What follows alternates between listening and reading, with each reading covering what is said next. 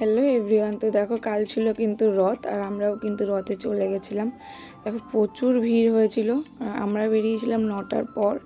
তো বেরিয়েই দেখো চলে গেছিলাম পাঁপড়ের দোকানে। রথে যাবো আর পাঁপড় খাবো না তাই কখনো হয়? তো পাঁপড়ের দোকানে গিয়ে কিন্তু আমরা পাঁপড় খেয়ে নিয়েছিলাম। তারপর দেখো রথ টানবো বলে রথের কাছে চলে এসেছিলাম। তো দেখো রথটাও কিন্তু আমরা টেনে নিয়েছি এখানে।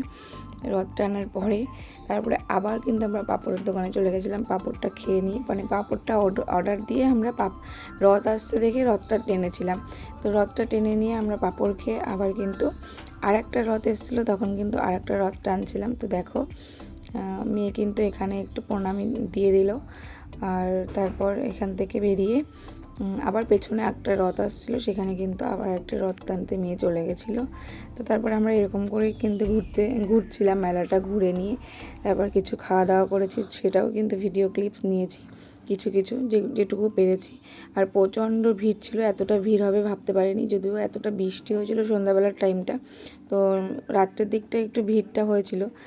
অন্যবার এরকম টাইমে অনেক রথই চলে যায়, কিন্তু এবার এই টাইমটাতে প্রায় 9টার থেকে শুরু করে 10:30 পর্যন্ত কিন্তু অনেক রথ গেছিলো। তো দেখো এই রথটাও কিন্তু টেনে নিয়েছিল মেয়ে। তারপর আমরা রথ টানা হয়ে গেলে একটু মেলাটা ঘুরে কি খাওয়া দাওয়া করলাম সেটাও তোমাদের সঙ্গে শেয়ার করব। তো দেখো ভিডিওটা দেখতে থাকো, আর দেখো যে আমরা কি করলাম সারাটা মেলা। দেখো প্রচুর লোক, দেখেছো কত লোক। আবার এই যে আর একটা কিন্তু রথ চলেছিল, দেখো কত সুন্দর লাগছে, বলরাম সুভদ্রা আর জগন্নাথকে কতটা সুন্দর লাগছে দেখো। আর তারপর কিন্তু এখানে চলে এসেছিলাম আমরা বনগাঁ দাদাভাই চপ সেন্টার, যেটা কিনা খুবই বিখ্যাত বনগাঁর চপ। তো সেখানেই গেছিলাম আমরা চপ খাওয়ার জন্য। তো সেখানে গিয়ে আমরা চপ খেয়ে নিলাম। চপটাও আমাদের খাওয়া হয়ে গেল। খেয়ে তারপর কিন্তু আমরা কিছুক্ষণের মধ্যেই বাড়ির দিকে রওনা দেবো। তো দেখো যাওয়ার পথে আবার একটা রথ আমাদের সামনে পড়লো, তো সেটাও কিন্তু আবার আমরা একটু টেনে নিলাম। ছোট্ট রথ ছিল যদিও এটা, কিন্তু ভালো বেশ। ছোটো বড়ো বলে তো কোনো কথা নেই, যার যেরকম সামর্থ্য সে সেরকমভাবেই কিন্তু রথটা তৈরি করে। তো দেখো মেয়ে এখানেও রথ টেনে নিল।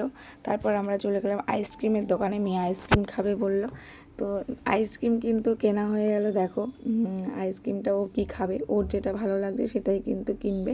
তো আইসক্রিমের দোকানে সব কিছু টাকা মিটিয়ে দেওয়ার পর আমরা কিন্তু গেছিলাম পাশেই একটা ফটো ফ্রেমের দোকান ছিল, তো সেখানেই চলে গেছিলাম। ওখান থেকে আমি একটা জগন্নাথের ফ্রেম কিনে নিয়ে বাড়িতে চলে এসেছিলাম। তো দেখো এই ছিল ব্লগ, কেমন লাগলো